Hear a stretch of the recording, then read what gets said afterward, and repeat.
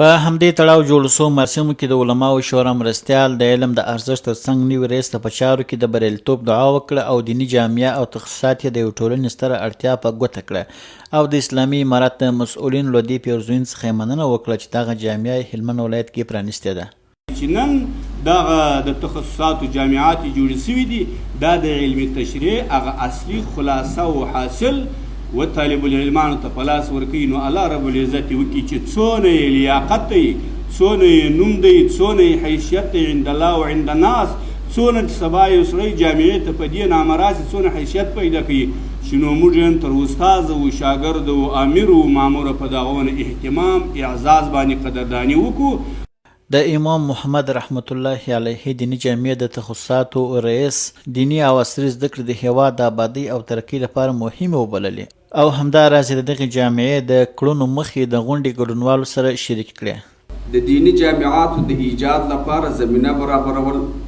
او د نوي دینی جامعاتو ثبت او ایجادول او هغه دینی جامعات چې له مخکې څخه تاسیس شوي دي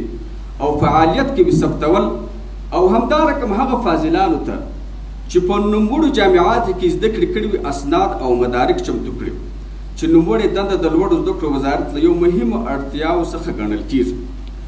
د ولایت مقام د دفتر رئیس د ریاست الوزرا د محترم مقام هغه راغلی مکتوب ولوسته چې پکې د هلمند د امام محمد رحمت الله علیه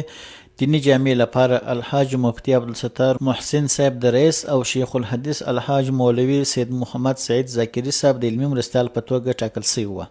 اول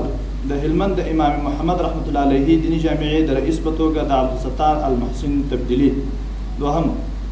او د یادې جامعې د علمي مرستیال په توګه د ملا سعید محمد ذاکر صاحب تبدیلا ګمارنه منظور ده.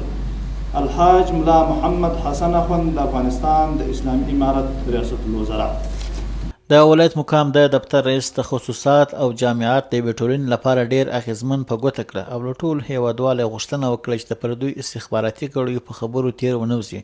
ښوونځي او مدرسې یو شان دي. زیاتوي چې د اسلامي امارت مسؤلین په دې هڅه کې دي چې ولسونو ته نور برخو ترڅنګ تعلیمي برخه کې هم خدمت وکړي. دا د ونې وړ ده چې دغه جامعې کې 40 تنو د تخصص فی الافتاء والقضاء کې خپل زده کړې پیل کړې.